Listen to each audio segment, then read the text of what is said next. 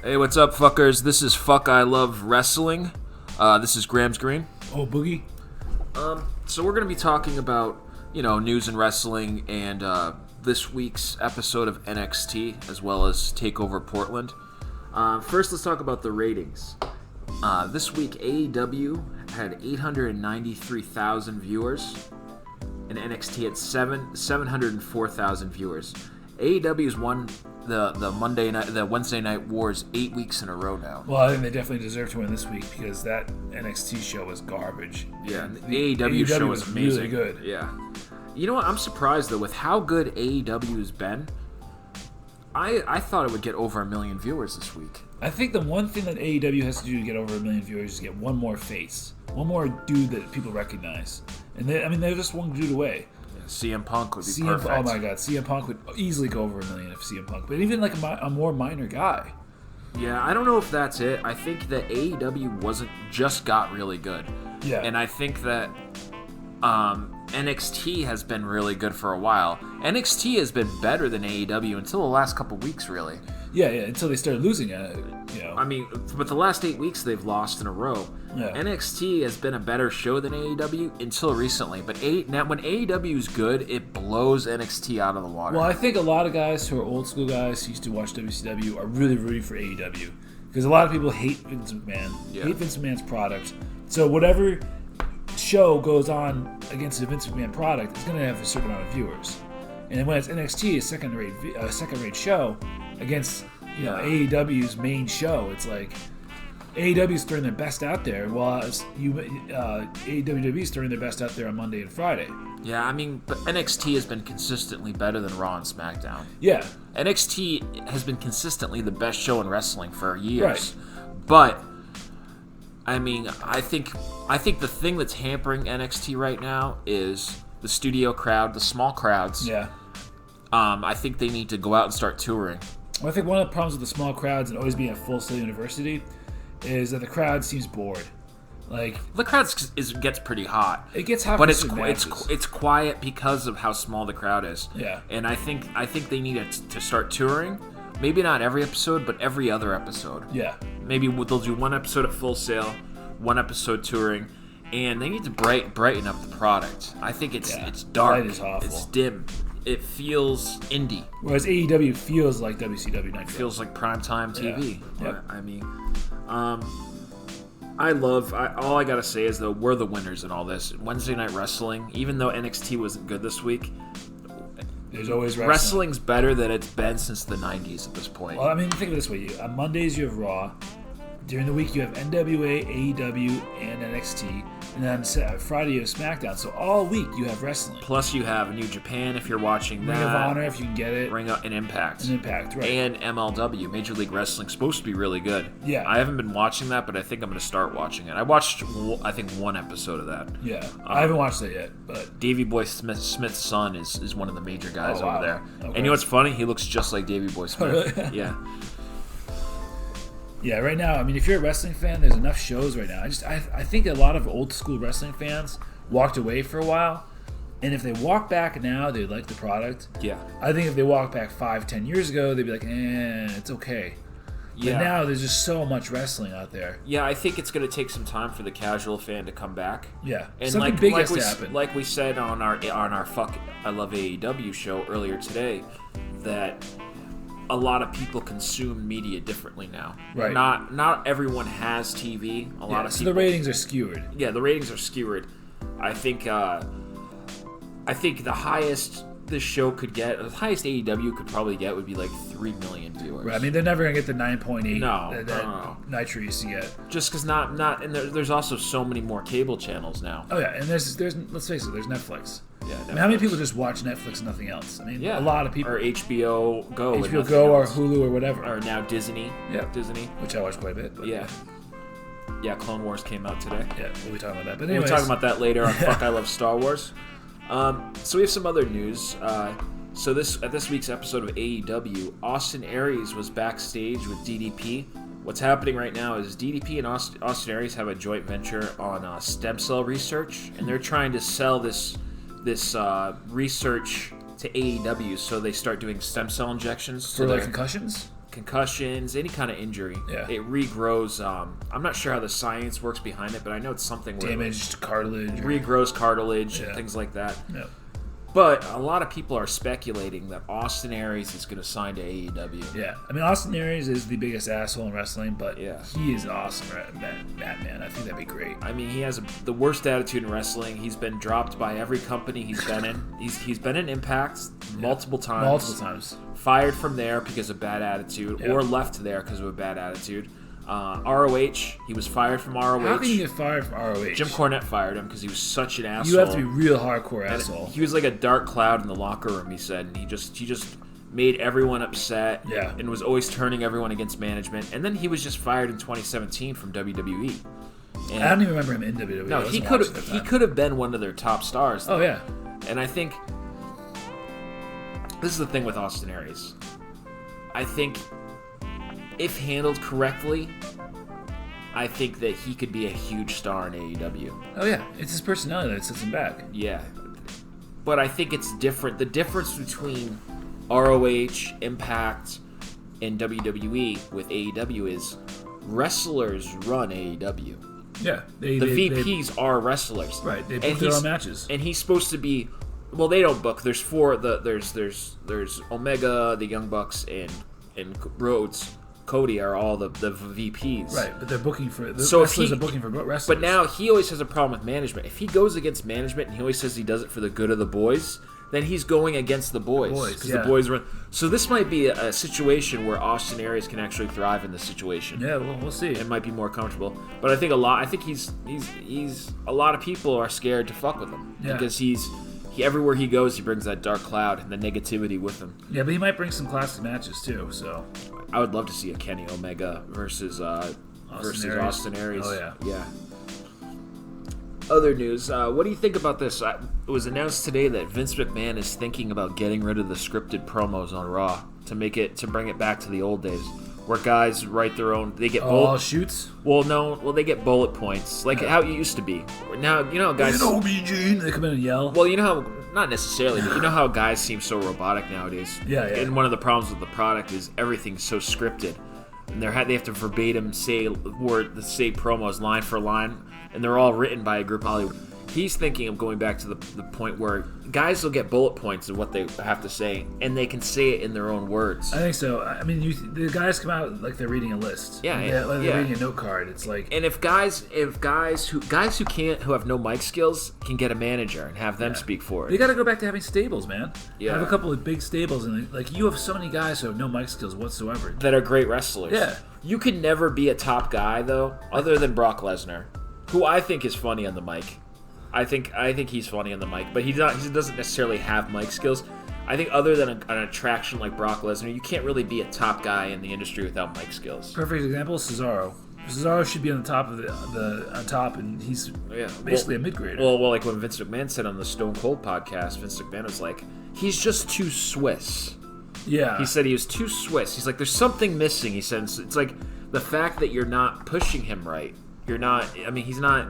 He's being overproduced and how many times stupid do you hear, gimmicks. How many times do you hear, oh, he's the pound for pound strongest man? It's like, who gives a shit? Give him a win. Yeah, I think Cesaro needs to go to AEW. Yeah, he'd be nice in AEW. I think he would shine. He'd be right at the top of the card immediately. Yeah, right to the top. Okay, let's talk about NXT Portland. All right. NXT Takeover Portland was fucking amazing. It's one of the best pay-per-views I've ever seen. Yeah, it's definitely one of the best in years I've seen. Yeah. Oh, it's unbelievable. We're just going to quickly go over the results.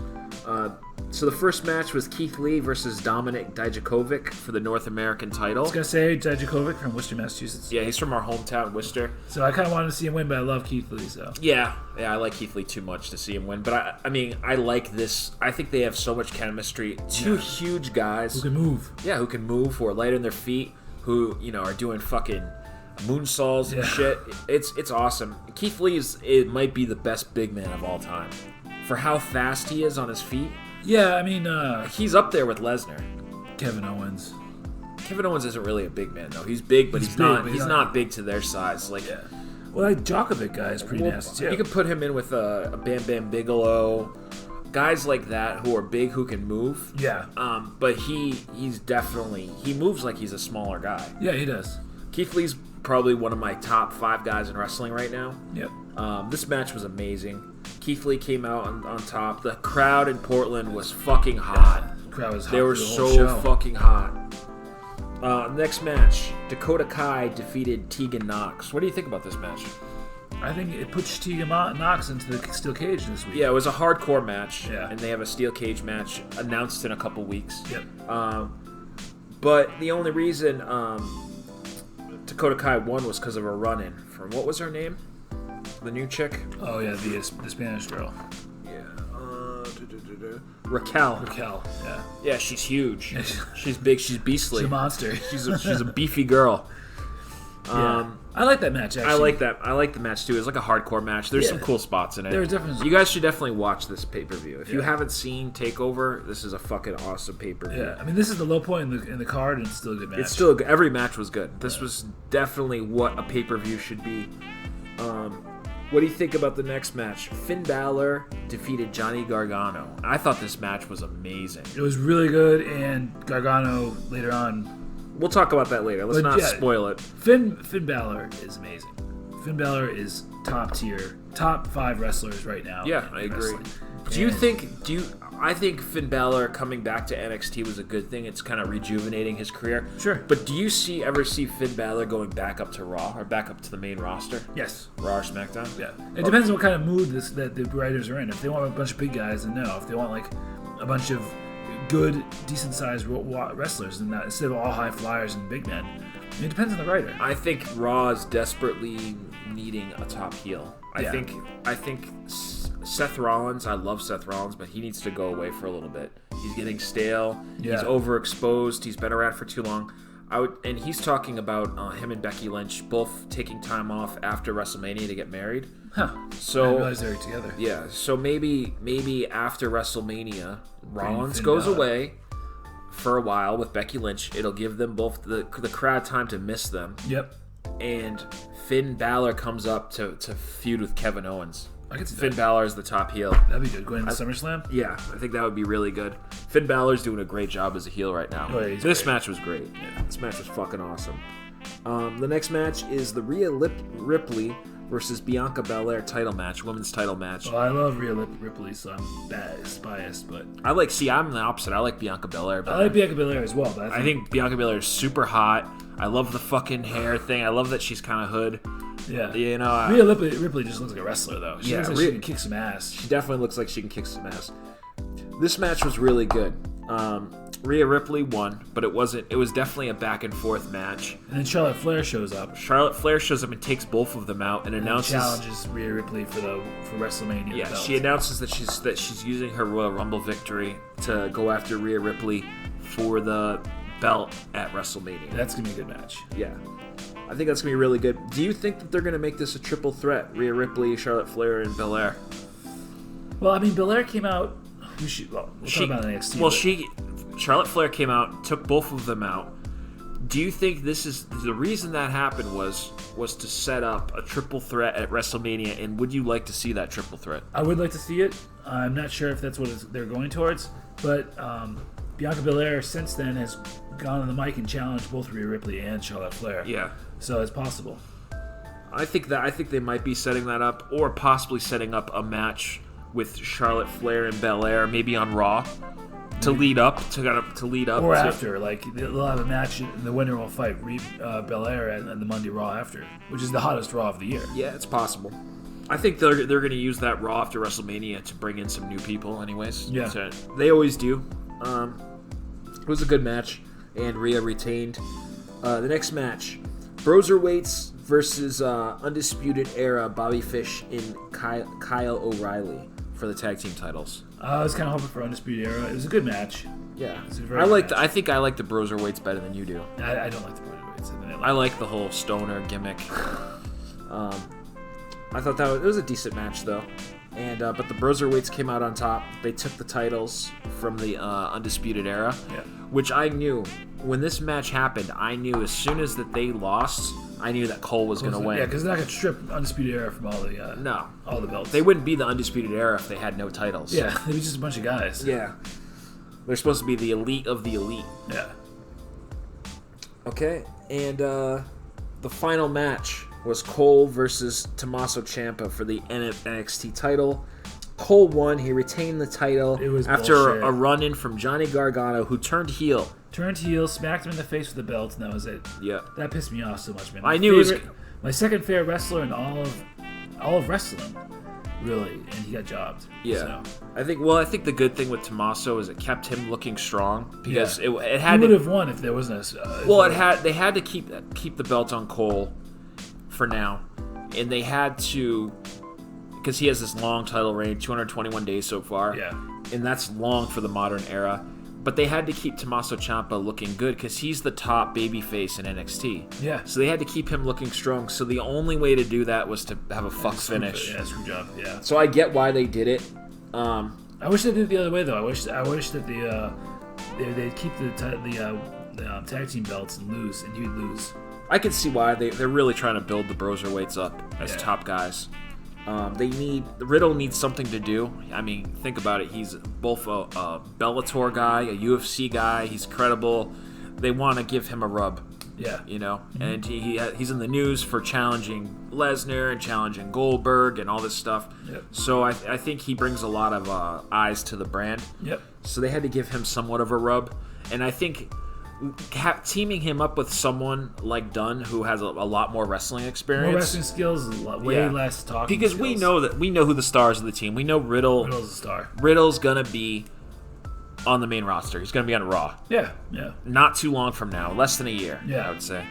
So I think that's what's gonna happen, and I think eventually Dunn is gonna turn on Riddle and they're gonna feud. Yeah, Dunn was awesome in NXT UK. Him and Walter are their only guys. Yeah, they're only guys I really like. Yeah, him and Walter. I don't really watch NXT UK. I might start watching it, but it's just I watch it if there's nothing else on. I'm just like, oh well, fuck it, I'll watch it. I'd rather watch NWA Power. Yeah. Let's quickly talk about NWA. Oh, quick, just to recap this. This pay-per-view was amazing. Make sure you guys are watching it. It just blows away the main roster pay-per-views. Yeah, it does. NXT pay-per-views. Oh my god. I'm excited for the Nxt Takeover in Florida, in Tampa. Let's talk about quickly the Squared Circle, the new NWA show. Power was off for the week, and they debuted their new show, which is basically they bring in unsigned wrestlers in and have them fight, and the fans get to vote. So both teams come in, they each get to cut a promo on live air. And then they have live reactions from people on YouTube. Yeah, people reacting at home. Which I think I'm gonna send in a reaction. Yeah. I want to definitely be on the air with that. From what I saw, the wrestling was shoddy, but who knows? I saw potential in that. That first showing with the father and son. The son had no mic skills whatsoever. No, the father was good in the mic, and you know what? He looked way too young to be his father too. I know. He must have been like 12 years old when you had him. I know. But you don't see that often. The last father and son team I can think of is Dustin Rhodes and Dusty Rhodes. Yep. Yeah. That was wow. That was in the early 90s. Yeah. So, that's the last father and son team I can think of. It's a cool concept, and then the other guys came out. They were managed by Kozlov. Yeah, by Vladimir Kozlov, right? Kozlov, yep. Yeah, and so they had a more of a legitimate wrestling background. Neither teams I was like wicked high on, but I like the show. I like the idea of the show. I'll stick with it. Yeah. So check it out. It's NWA Circle Squared. Billy Corgan came out at the beginning and cut a promo about it. Promo. Yeah, very good part. He's a great owner in wrestling. Yeah. And I'm really hoping that NWA at some point gets a TV deal and elevates to a NXT AEW level. Yeah. Because third option. I think Corgan is just a really smart guy. He loves the business, and they have tons of talent. Yeah. They have tons of talent over there. Magnus is one of my favorite wrestlers right now. Storm. Nick Aldis, Magnus from Impact. James Storm is great. Yeah, their roster's great. Damian Sandow has now just like Shooter Andrews or something like that. The Pope. Yeah, there's a lot of great guys over there. Okay, let's get into NXT this week. Now, you get one of the best pay-per-views of all time, and you follow it up with complete bullshit. With a shitty show that started off shitty and ended off shitty. Yeah. Let's go through this show, shall we? Yeah. Okay, so the show starts with the Undisputed Era comes out and starts the show. Cole cuts a promo about how he's the greatest NXT champion ever. Yeah. And how he kicked Ciampa's ass. And then Roderick Strong's comes on the fucking mic, how he's going to beat Velveteen Dream. Dream interrupts promo, and he kicks a promo about how he's going to fuck Roderick's wife after he beats him tonight. Yeah, he has a stupid, like, the neon tie-dye shit. Tie-dye, psychedelic. Yeah. The Jimmy, you said he's Jimi Hendrix. Jimi Hendrix of wrestling. Prince. Yeah. He has kind of that whole, like, 80s flamboyant heel. Yeah, he even does the Rec Rude move. This is confusing to me, though. Okay, he gets a pop like a baby face as he talks about fucking this other guy's wife. I don't get that either. And then has his wife and his kids painted onto his fucking... On his crotch. Not yet. Don't, from before he got injured. Yeah. From a few months ago, he had his tights painted a picture of his Roderick Strong's wife and kid. So this is setting up Roderick Strong to be a babyface. And leave Undisputed Era. Yeah, and possibly leave Undisputed Era. Because Velveteen Dream is coming in this looking like a straight heel. Oh, yeah. I don't really like Velveteen Dream. I could give or take Roderick Strong. I think they're both like competent wrestlers, but I just don't. They just don't do it for me. Yeah. I know a lot of you guys probably love fucking Velveteen Dream. It doesn't do it for me. But that's the thing. As a heel, I could see him as a heel because I actually want to boo him. Yeah, you know what I mean? Like I want to boo this guy. Yeah. I don't want to fucking cheer him. So I think he would make a great heel because a lot of the heels I like, but he's a heel I would dislike for sure. Yeah. The next match was a cruiserweight title match between Lio Rush versus Jordan Devlin.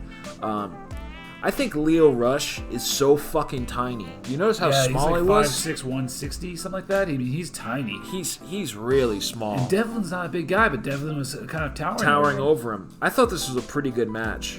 For this card, this is probably the best match I think on the card. Yeah, Rush almost submitted Devlin, but he gets his leg on the ropes.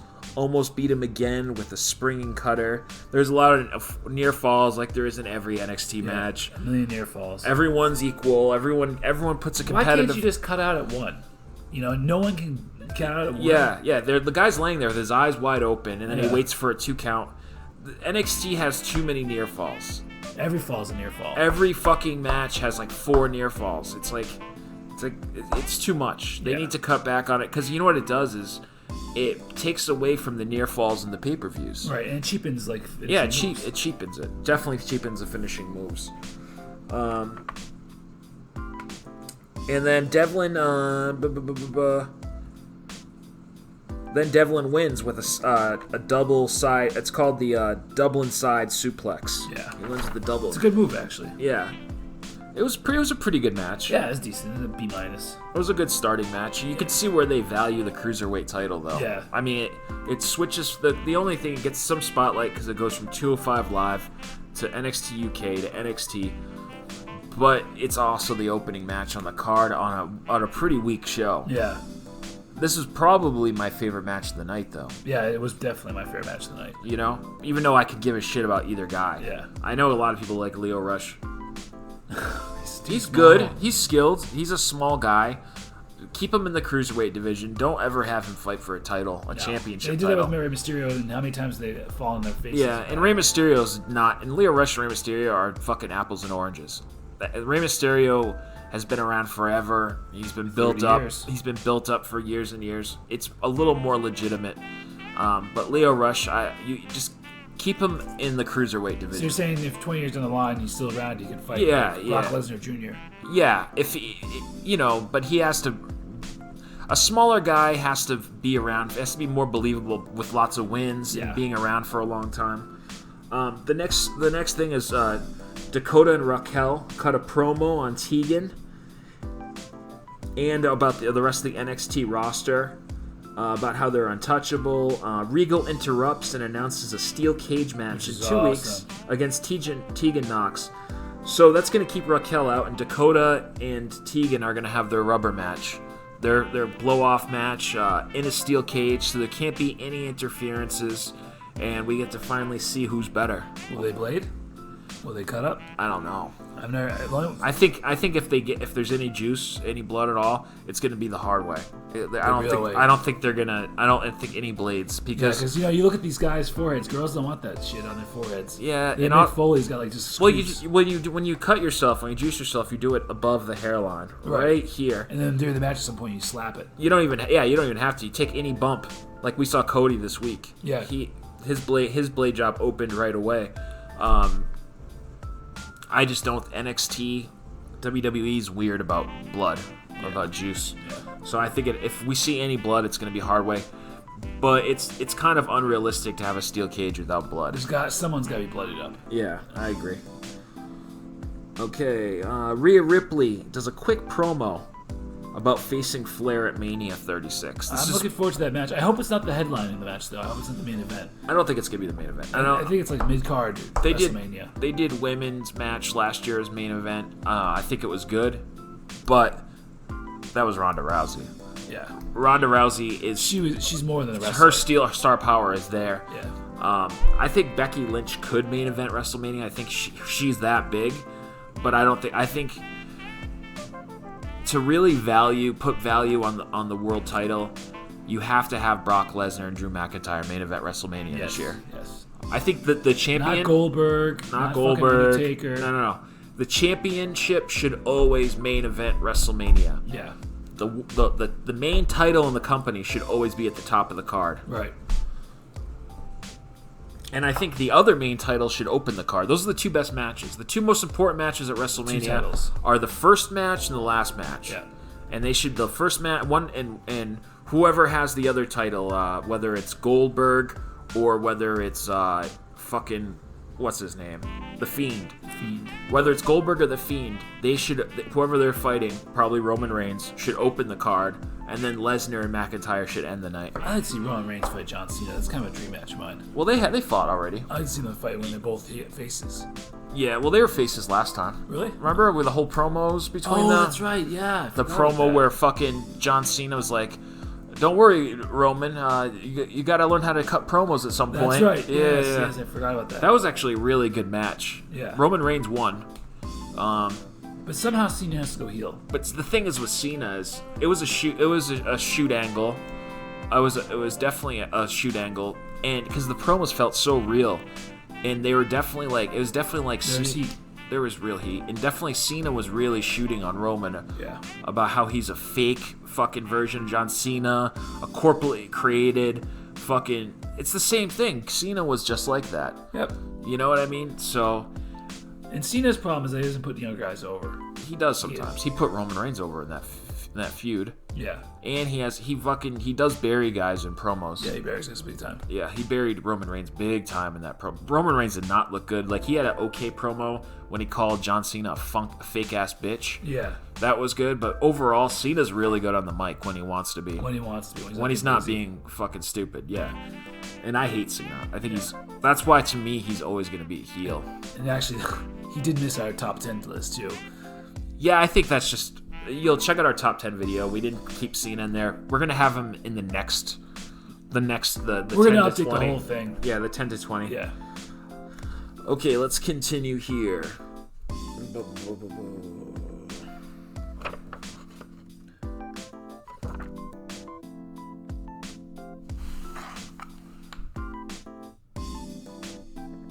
We're talking about Rhea Ripley. Yeah, I know. Promo about how to get his life back. Okay. There we go. So Rhea comes out.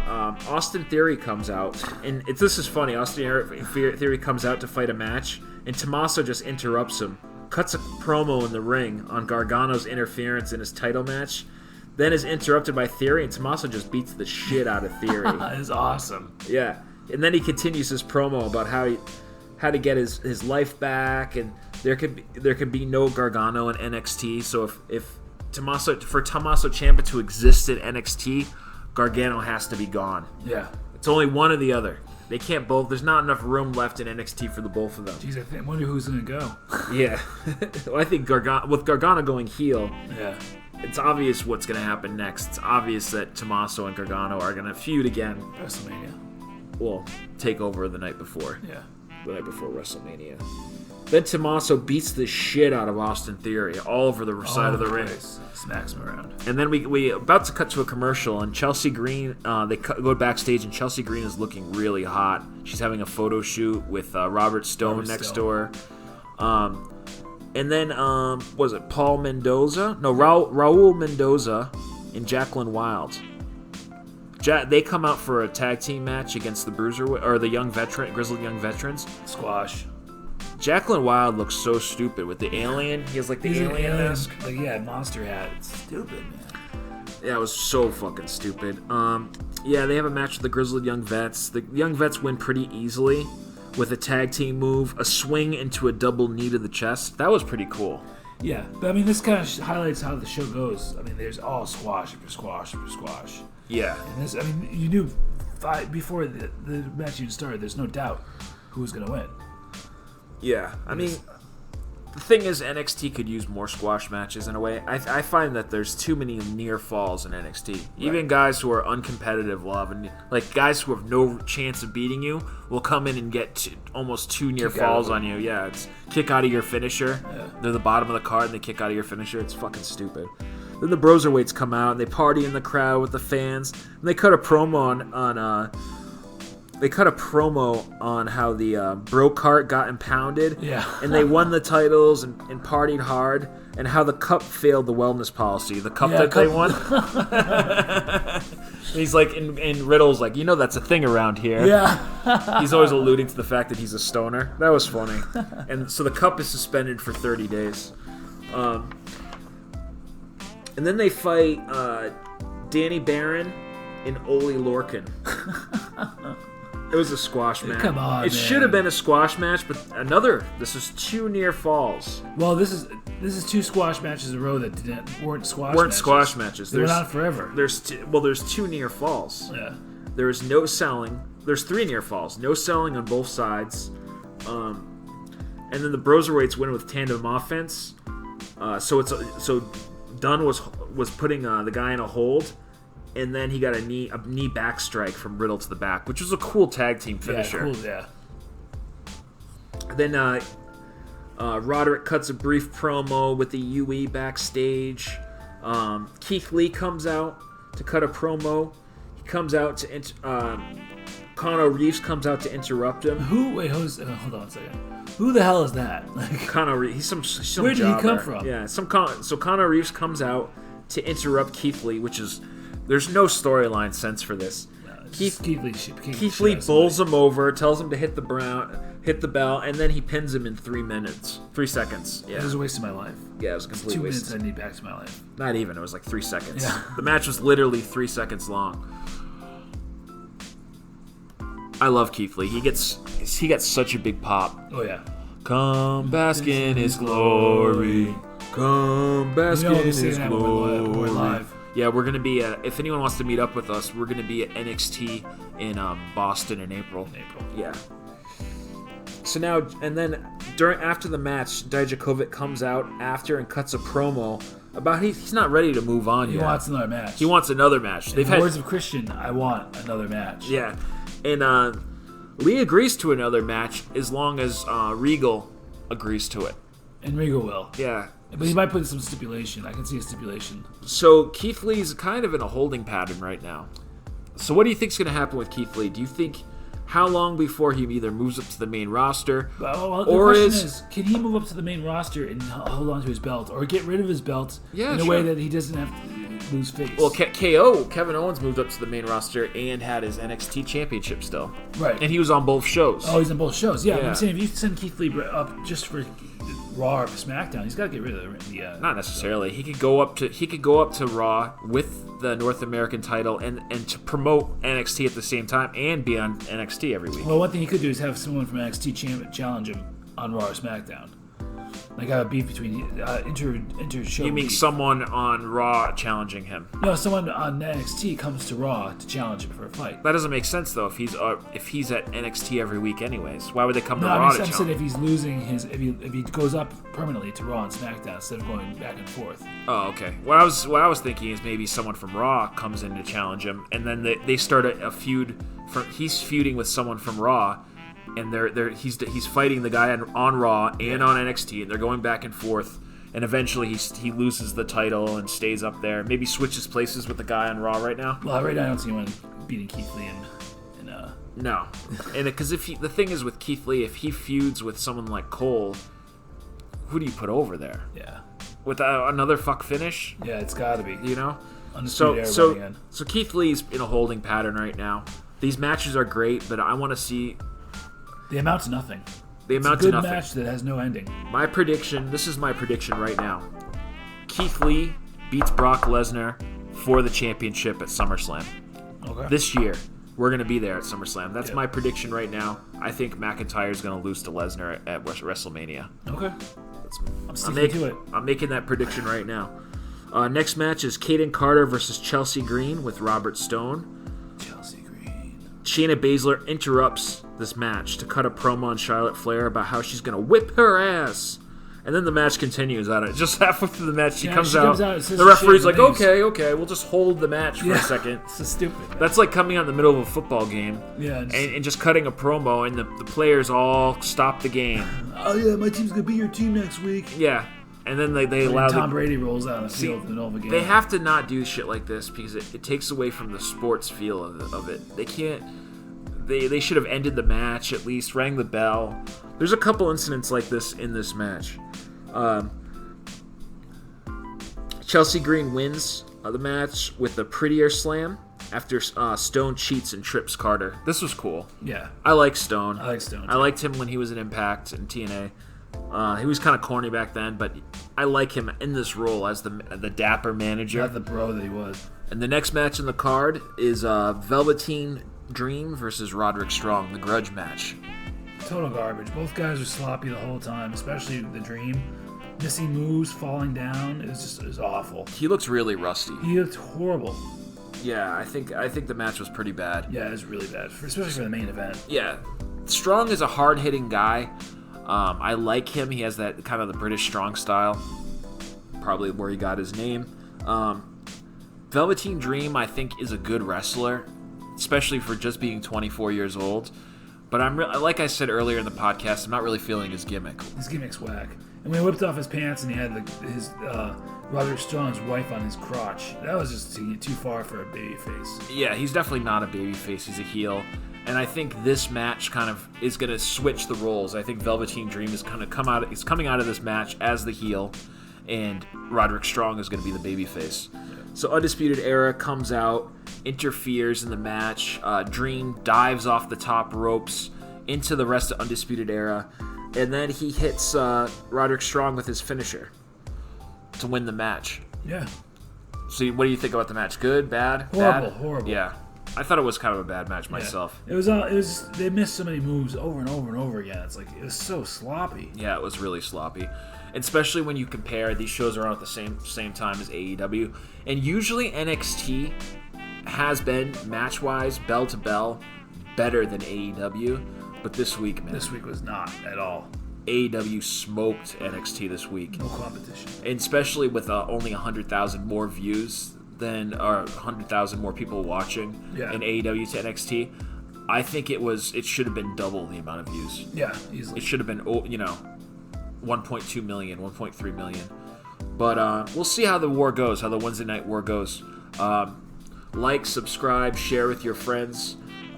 Later today we're going to come out with Fuck I Love Star Wars. Earlier today we did Fuck I Love AEW. Comment down below. And if you want to email and ask some questions, you can email us at BLU,MILK77@gmail.com. That's bluemilk77@gmail.com. We can get your questions on air. Definitely subscribe, share with your friends, and have a good one. Peace out.